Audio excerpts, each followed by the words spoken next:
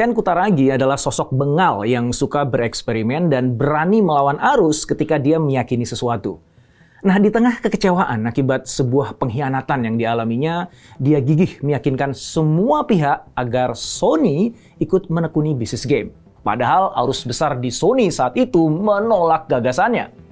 Kutaragi kemudian berjuang menembus kemustahilan. Hingga akhirnya lahirlah PlayStation yang mengubah nasib dan masa depan Sony hingga hari ini. Apa yang terjadi? Bagaimana dia bisa melakukannya? Yuk, kita cari tahu.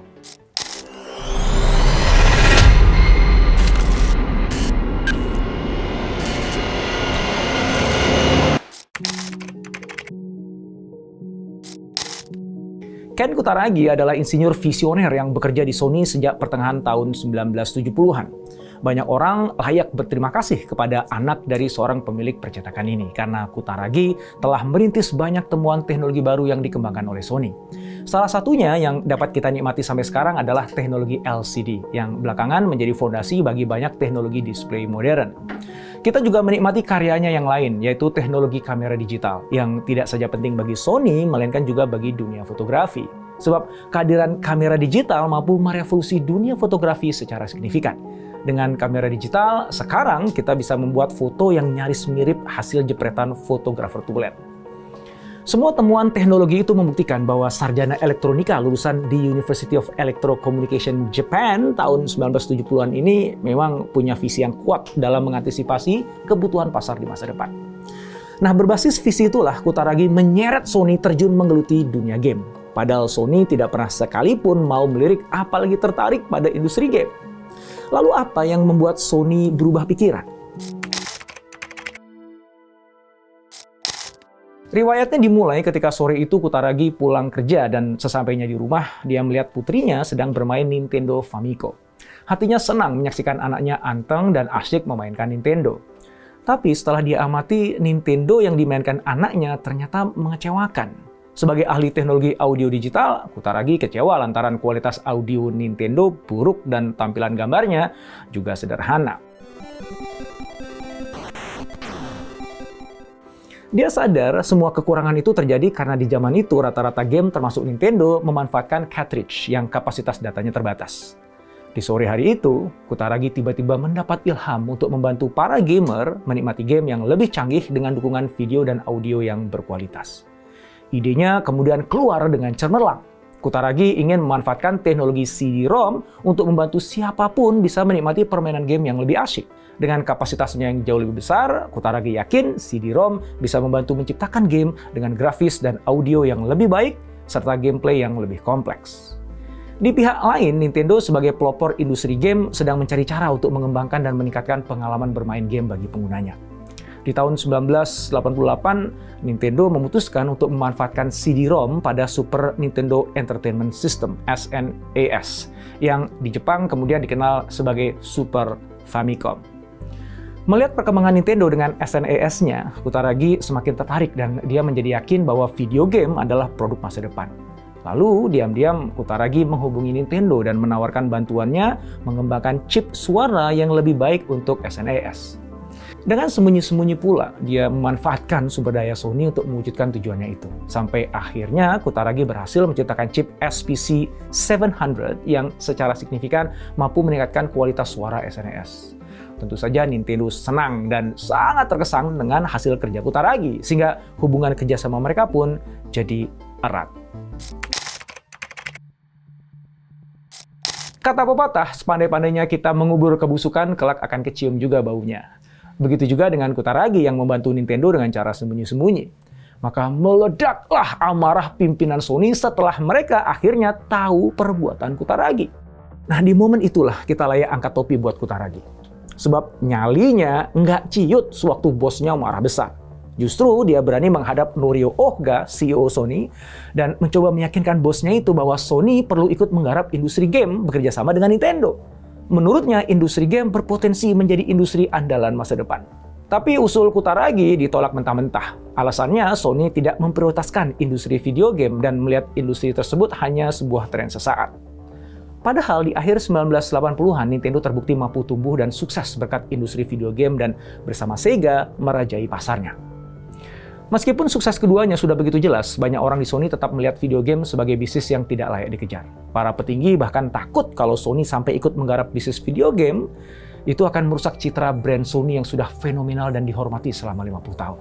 Bagi mereka aneh kalau sampai Sony masuk ke bisnis mainan, apalagi kalau sampai gagal. Tapi Kutaragi adalah sosok yang ulet. Dia gigih berkali-kali meyakinkan semua pimpinan di Sony tentang usulannya itu. Sampai suatu ketika Norio Ohga pun berhasil dia yakinkan. Ujungnya Ohga memberikan restu dan mendukung Kutaragi untuk melanjutkan proyek video game.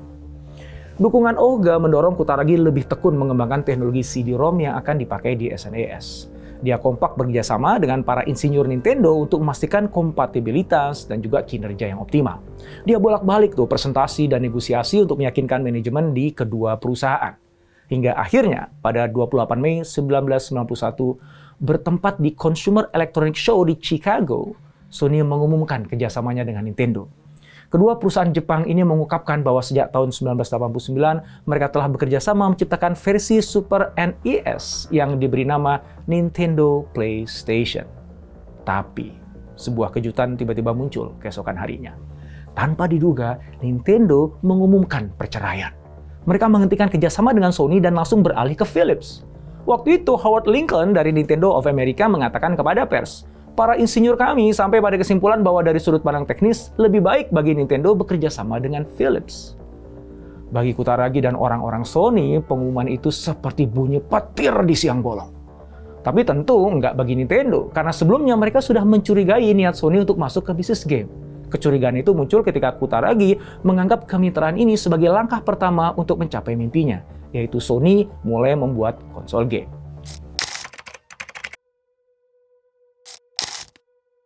Bayang-bayang kekhawatirannya membuat Nintendo memandang pembatalan kerjasama itu rasional dan biasa-biasa aja. Tapi bagi Kutaragi dan Sony, jelas enggak. Bagi mereka, pemutusan kerjasama itu adalah sebuah pengkhianatan yang besar. Kutaragi merasa dikhianati karena Nintendo seperti tidak menghargai pengorbanan yang sudah dia berikan. Dia telah menginvestasikan waktunya, keahliannya yang luar biasa untuk mengembangkan chip suara yang revolusioner bagi Super Nintendo. Apalagi bantuan teknologi itu dapat mengubah industri game. Kutaragi kecewa berat sekaligus sedih ketika internal Sony bersikap skeptis. Beberapa eksekutif Sony yang sejak awal memang sudah ragu dengan prospek investasi di industri game, tambah keras bersuara untuk menghentikan proyek tersebut. Yang lebih sadis adalah desas-desus yang kemudian berkembang seolah-olah Kutaragi akan segera dipecat. Untuk kesekian kalinya, Kutaragi menunjukkan kualitas jati dirinya. Di tengah tekanan mental seperti itu, dia berusaha tetap tenang, menghindari kumpul-kumpul dengan teman-teman kerjanya sambil menyendiri merenungkan kegagalan itu. Perenungan itu membuatnya yakin bahwa masih besar potensi yang bisa digali dari industri video game. Maka dari itu, dia bertekad, arus di Sony harus dilawan. Kutaragi bangkit. Rasa sakit hatinya dia jadikan sebagai semangat membalas tindakan Nintendo. Dia harus menyeret Sony masuk ke industri video game dan mengalahkan Nintendo. Semangat itulah yang mendorong Kutaragi berani kembali menghadap Norio Ohga. Dengan ditemani tim kerjanya, akhirnya Kutaragi bisa presentasi di hadapan Ohga yang tidak didampingi pimpinan yang lain. Nah, ketika itulah Kutaragi menjelaskan bahwa PlayStation 16-bit yang bergantung pada kerjasama dengan Nintendo nggak perlu ditiru. Pilihan satu-satunya adalah Sony maju sendiri dengan menciptakan perangkat keras baru yang mampu menampilkan grafis 3D berkecepatan tinggi. Di akhir presentasinya, Kutaragi menyentuh sisi emosi Ohga dengan sebuah pertanyaan.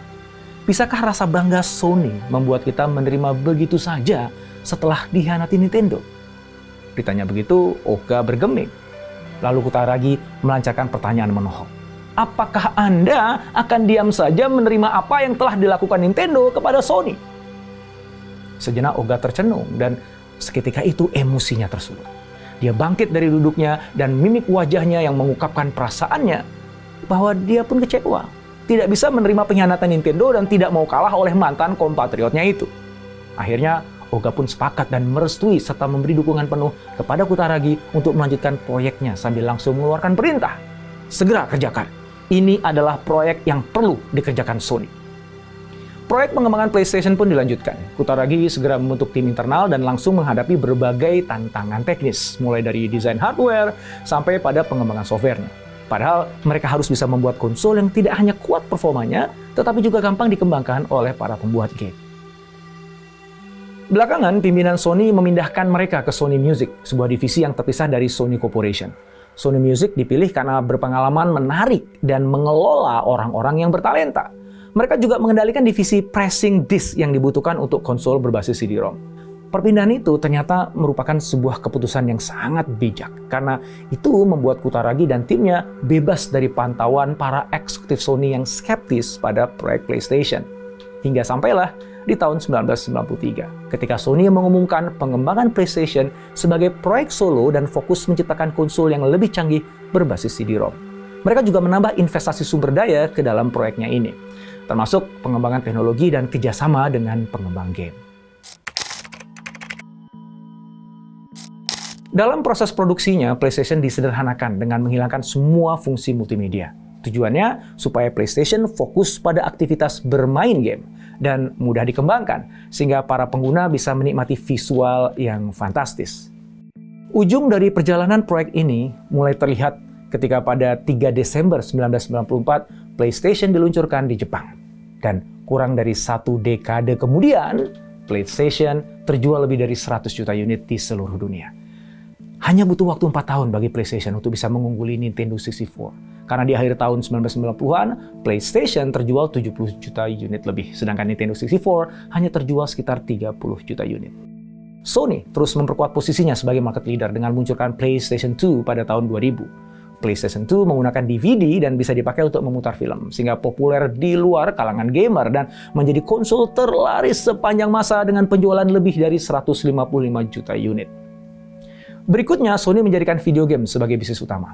Dan itu kontan mengubah landscape industri game. Karena Sony berhasil menduduki kursi pemimpin pasar. PlayStation telah membuka jalan bagi generasi konsol game selanjutnya dan memaksa Nintendo dan Sega untuk beradaptasi. Kutaragi, yang dikenal sebagai bapak PlayStation, pada tahun 1997 diangkat menjadi ketua dan CEO Sony Computer Entertainment America. Pada tahun 2004, majalah Time menobatkannya sebagai salah satu dari 100 orang paling berpengaruh. Dan di bulan Juni 2007, Kutaragi pensiun setelah 30 tahun pengabdiannya di Sony dengan reputasi yang gemilang. Ken Kutaragi adalah manusia biasa yang bisa kecewa dan marah ketika dikhianati oleh siapapun, termasuk Nintendo yang dibantunya secara sembunyi-sembunyi. Dia bisa aja dipecat oleh Sony karena perbuatannya itu. Tapi sosok Kutaragi berubah menjadi manusia luar biasa. Manakala dia mampu memanfaatkan rasa kecewanya untuk meyakinkan semua orang di Sony untuk mengikuti langkahnya menciptakan produk yang revolusioner. Dengan energi yang terbentuk dari rasa sakit hati itulah, Kutaragi dibantu timnya sukses mengembangkan konsol game paling sukses sepanjang masa. Sukses itu diawali ketika dia mampu meyakinkan Ohga sang bos tentang masa depan industri video game di saat banyak eksekutif Sony yang meragukannya. Beruntung, Ohga adalah pemimpin visioner yang mampu melihat potensi besar di balik ide Kutaragi. Nggak dipungkiri, dukungan Ohga sebagai pemimpin adalah dukungan moral yang menggelorakan semangat anak buah, sehingga Kutaragi gigih mewujudkan visinya. Dan hasilnya, PlayStation tidak hanya sukses di pasar, melainkan mampu mengubah arah industri game untuk selamanya. Anda dan kita semua mungkin pernah mengalami kekecewaan. Ada yang rasa kecewanya bahkan mungkin lebih besar daripada kekecewaan Kutaragi. Namun kita melihat bagaimana Kutaragi bersikap. Dia mampu mengubah kekecewaan menjadi energi positif yang membangkitkan semangatnya untuk berkarya dan berinovasi. Kita juga melihat Norio Ohga, sang pemimpin yang berani mengambil risiko dengan memberikan dukungan terhadap anak buahnya yang visioner.